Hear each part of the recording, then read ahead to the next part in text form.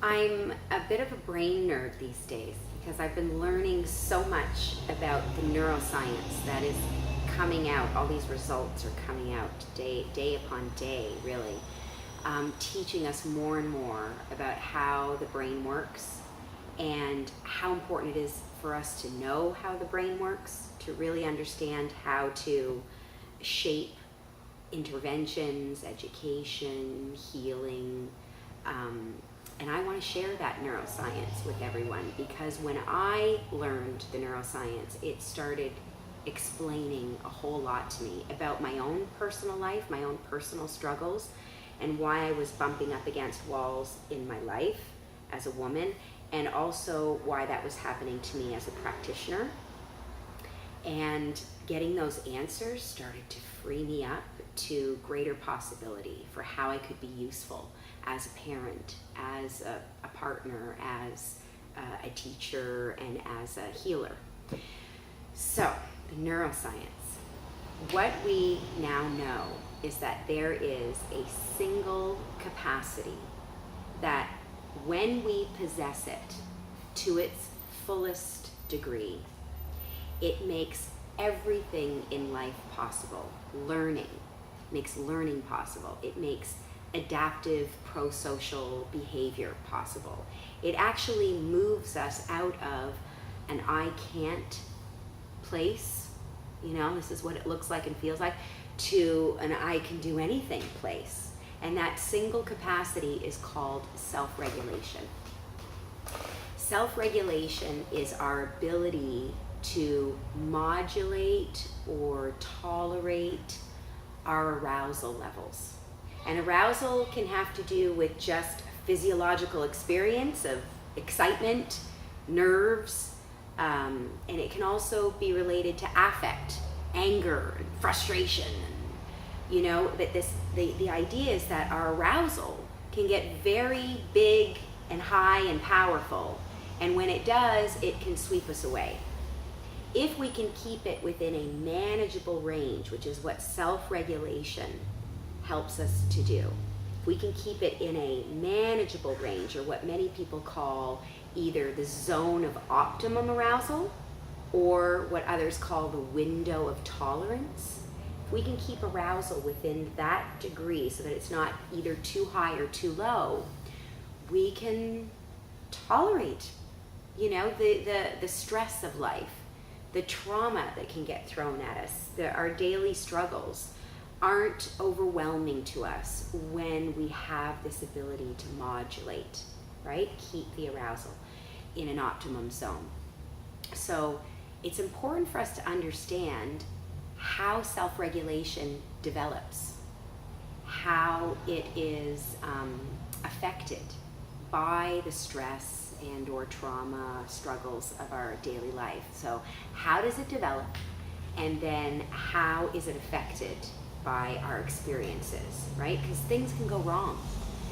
Self-regulation can go awry. It really can, we can become deregulated, if you want to use that term, or unregulated, and that's when we can really run into a lot of trouble. It keeps us from healing in the fullest way.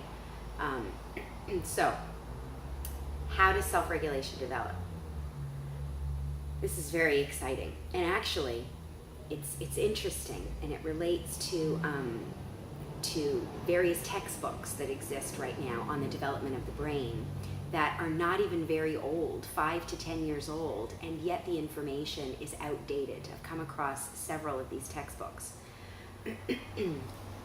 We think that in the first, we've thought, and some still continue to believe, that after the first trimester of pregnancy, that we have our oldest part of our brain, the animal brain, fully developed in the first trimester. Then we have a second part of our brain, the emotional brain, called the limbic brain. And it was once believed that this part of the brain was fully developed at the end of the second trimester, which makes sense, right? First trimester, we have the first most primitive part of our brain. Second trimester, now we have our emotional brain. At the end of the third trimester, we once thought that we had our third and final part of our brain, which is called the neocortex. It's the part of us that makes us fully human, rational, reasonable, thoughtful, insightful, right? We've got all the answers when we have our neocortex, right?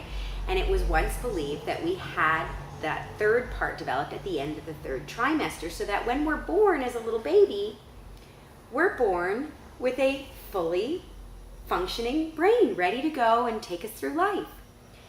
Not at all true. Not even close. In fact, at birth, all we have is that most primitive part of our brain called, some call it the animal brain. I keep doing this because it's actually at the base of the skull, and it connects with the spinal cord. So it's very deep, and it's very hardwired, which is why it's called this animal brain. It's the oldest part of our brain. In fact, we share it with every living creature on Earth. There are parts of prehistoric fish that have this part of the brain. So it's very old, it's very hardwired, and what it's hardwired for is our survival.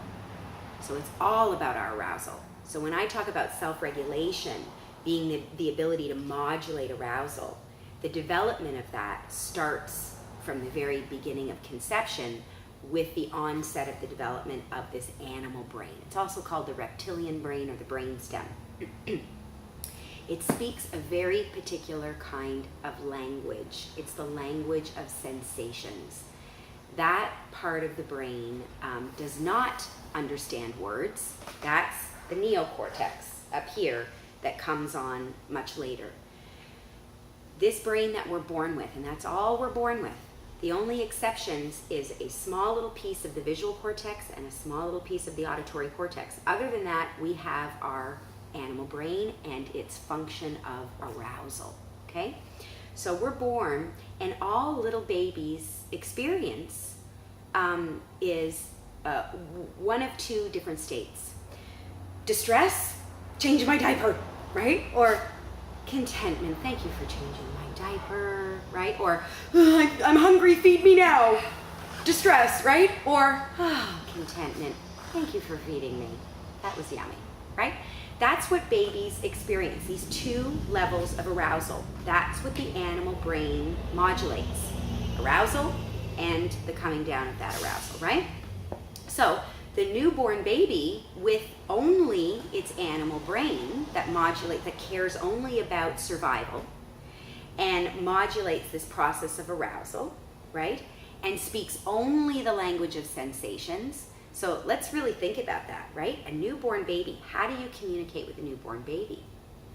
It's only through our senses.